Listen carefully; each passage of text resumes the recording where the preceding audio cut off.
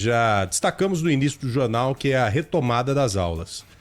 A retomada das aulas que está prevista para acontecer no mês de outubro. Inicialmente, o governo do estado de São Paulo trabalhava com o dia 8 de setembro, né? E logo depois, na sexta-feira agora, foi anunciado o adiamento, né? Para 30 dias à frente, ou seja, para o início de outubro.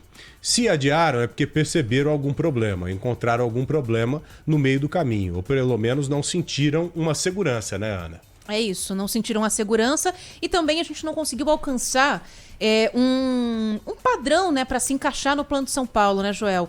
Porque aí havia a necessidade de que uma boa parte do estado ficasse quase um mês na fase amarela. Não foi bem assim que aconteceu. Algumas cidades, inclusive, regrediram, né, na semana passada para a fase laranja. E aí o governo decidiu adiar a volta ou a previsão para outubro, mas abriu um precedente para que em setembro escolas particulares de cidades que estejam na fase amarela comecem a receber os alunos pelo menos para atividades de reforço e outras atividades pedagógicas, não só para dar aula. E é uma decisão que vem aliada, é claro, a muita, mas muita responsabilidade. E não adianta a gente ficar aqui opinando, dizendo que tem que voltar à aula ou que não tem que voltar às aulas, porque não temos base para isso. Por isso, acionamos um conhecedor do assunto, que é o Júlio Croder. Ele é pesquisador da Fiocruz, para a gente tentar entender melhor o que é o coronavírus nessa faixa etária, ou nessas faixas etárias, né? Nas crianças e nos adolescentes. Ô Júlio, muito boa tarde ao senhor, muito obrigado por nos atender aqui no Bora Brasil, na Rádio Bandeirantes, para debatermos esse assunto delicado. O que dá para a gente falar hoje, já com o conhecimento que temos, do coronavírus ou da Covid-19 e em relação às nossas crianças e adolescentes? Pois não, bem-vindo. Obrigado, Joel, a Rádio Bandeirantes pelo convite, Ana Paula. A gente tem pouca evidência em relação à transmissão à criança. Primeiro porque a maioria dos países fecharam suas escolas. A gente tem algumas experiências em alguns países. A maioria dos países que mantiveram, que retornaram à escola nesse momento, eles retornaram no momento que a pandemia já está sob controle, né, o que chama de pelo menos um caso por 100 mil habitantes por dia. E por isso que é importante entender que essa retomada tem que ser feita no momento onde você tem uma queda importante de número de casos, onde você tem um controle adequado da doença na comunidade, porque existe muita relação com a escola e com a comunidade. Então, esse é o momento ideal. E eu acho que São Paulo, como um todo, como estado, ele está andando nessa direção. A gente sabe que a capital já houve uma queda expressiva, a região metropolitana já houve uma queda expressiva nos casos e nos óbitos. Cada vez mais outras regiões se tornam amarelo e, portanto, com condições para a retomada dessas atividades. Então, na sua visão, passar essa data, essa previsão para a retomada das atividades para outubro foi algo mais prudente, para que a gente possa observar uma queda maior desses números? Com certeza. A gente, nas próximas semanas, São Paulo vai entrar nessa tendência de queda para todo o estado, ainda está no platô, mas a gente observa que diversas regiões já têm essa tendência de queda e a gente vai estar mais seguro nessa retomada, né? A gente tem alguns dados também que mostram que crianças abaixo de 9 anos adquirem menos a doença, transmite também menos a doença. A retomada sempre tem que ser levada em conta primeiro essa faixa etária. Muito difícil nessa faixa etária fazer qualquer controle mais específico, né, de uso de proteção, e nas faixas etárias maiores do que essa idade é importante também fazer uma adequação escolar em termos do distanciamento, na sala de aula e nas medidas de proteção individual, né? Ô Júlio, a gente sabe que ciência, ela não é nem sempre exata, né? Como a matemática. Mas há algum momento importante, ou algum número importante que nos mostre que dali para frente dá para retomar as aulas presenciais? É o principal indicador para a gente chegar nisso, né? Assim, o que eu acho, assim, o principal indicador é que a gente tenha um número de casos reduzido na comunidade, porque daí o risco disso acontecer uma transmissão importante na escola também é menor. Importante ressaltar que a gente liberou outras atividades que apresentam maior risco, como bares, restaurantes, né? E não priorizamos a escola, que do ponto de vista social, principalmente para essas crianças, é um grande prejuízo, né?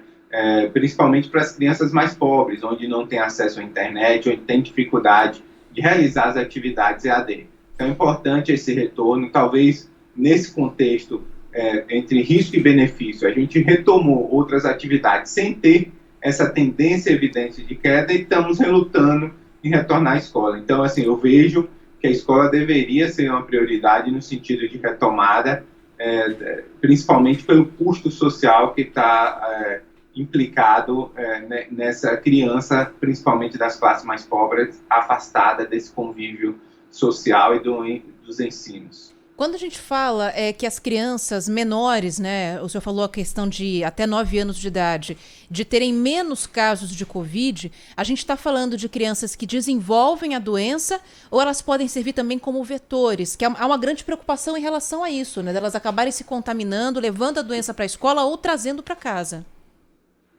As crianças menores têm esses dois aspectos. Elas não desenvolvem sintomas graves e ela também transmite menos. Então, assim, a preocupação com crianças menores de 9 anos, ela não é prudente, diferente da influenza, né? É importante entender que as escolas foram fechadas porque nossa lógica era muito associada à influenza, onde as crianças menores apresentam sintomas mais severos e transmitem mais a doença. Esses dados não estão se confirmando para a Covid, principalmente na faixa etária menor de 9 anos. Por isso que existe essa tranquilidade no retorno dessa faixa etária, porque a gente já tem evidência que não desenvolve formas severas e transmite menos. É importante ressaltar que cada escola e cada cidade tem que fazer seu plano de contingência. A minha preocupação maior é com os profissionais da área de educação, por isso que é importante estar na região, uma curva descendente, uma transmissão baixa na comunidade.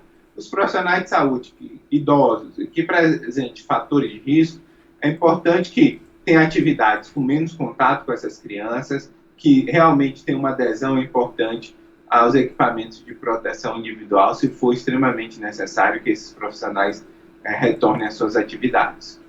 Mesmo a criança não manifestando os sintomas, a gente sabe que muitas delas são infectadas e podem servir como vetores, como a Ana acabou de colocar. Eu vi algo relacionado a crianças com menos de 5 anos de idade, ao mesmo tempo teriam uma carga viral mais alta e, consequentemente, contaminar mais as outras pessoas. Há alguma base na ciência que comprove isso? Que criança com menos de 5 anos, apesar de não desenvolver os sintomas, teria uma carga viral mais elevada? Esse estudo sul-coreano que saiu recentemente publicado, ele vai na outra direção, né? Ele fala que crianças abaixo de 9 anos têm uma carga viral menor, têm uma chance de transmitir menos a doença, diferente de outras doenças como influenza. Então, por isso que a gente fica mais tranquilo nessa retomada para essa parte específica. E lógico que o que vai determinar a retomada segura é naquela região a gente tiver uma transmissão a níveis bastante controlados, onde no momento que se identifique um caso ou qualquer transmissão relacionada a ambiente escolar, seja feita oferta de teste em tempo oportuno, isolamento e contenção adequada naquela escola específica. Do ponto de vista da área de saúde, a gente sabe que existem outras atividades com muito maior risco e a gente está privando as crianças dessa retomada, né? Como eu já falei, bares, restaurantes, atividades, por exemplo, recreacionais, estádio, né? Já pensou quando a gente liberar público nos estádios? Então, realmente, a escola é prioritária no sentido de retomada dessas atividades. Quando o senhor fala de segurança para retomar as aulas, o senhor está levando em conta que o protocolo será seguido à risca?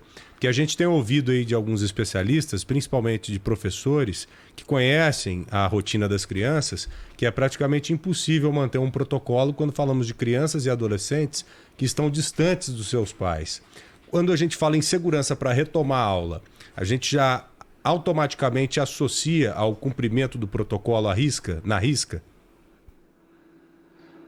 A gente pode citar, por exemplo, em vários países, crianças abaixo de 9 anos não foram recomendados nenhum tipo de proteção, justamente pela dificuldade e pelo risco menor de transmissão e de adoecimento. Então, assim, para crianças menores, e aí eu fico bem confortável de falar, porque os dados mostram que transmite menos, tem menos carga viral. Para crianças abaixo de 9 anos, não existe nenhuma recomendação específica em relação a esses equipamentos de proteção individual. Lógico, lavagem de mãos frequentes, evitar aglomeração é recomendação geral, mas a gente sabe que para crianças pequenas é praticamente possível.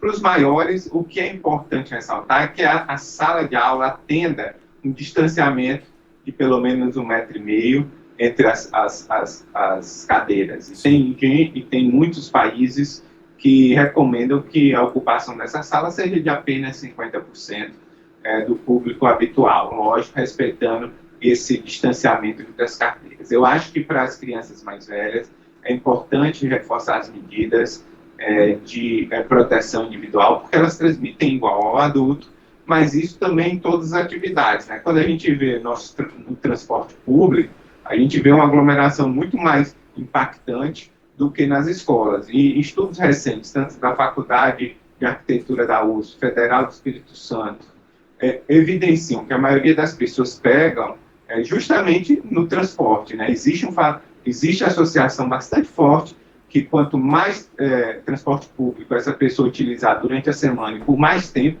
maior risco de adquirir coronavírus. Então, assim, esse é um fator importante. Não adianta ter todas as precauções no ambiente escolar e durante o transporte essas precauções não se mantêm. Então, isso é para a maioria das atividades. É isso que a gente observa e a aquisição da doença está associada muito mais a transporte do que propriamente a atividade. Nas grandes empresas também são assim.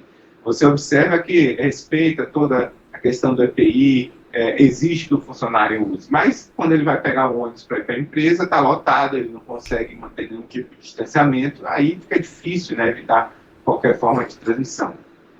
Verdade. Júlio Croda, muito obrigado pelas suas informações, pela entrevista, um grande abraço, espero contar sempre com a sua experiência aqui no Bora Brasil, tá bom? Um abraço, Joel, Ana, e estou à disposição, fazendo convite, estamos aí retornando para esclarecer mais detalhes a respeito da pandemia. Obrigado mesmo, foi um grande prazer entrevistá-lo. Parabéns pelo trabalho, parabéns pela competência.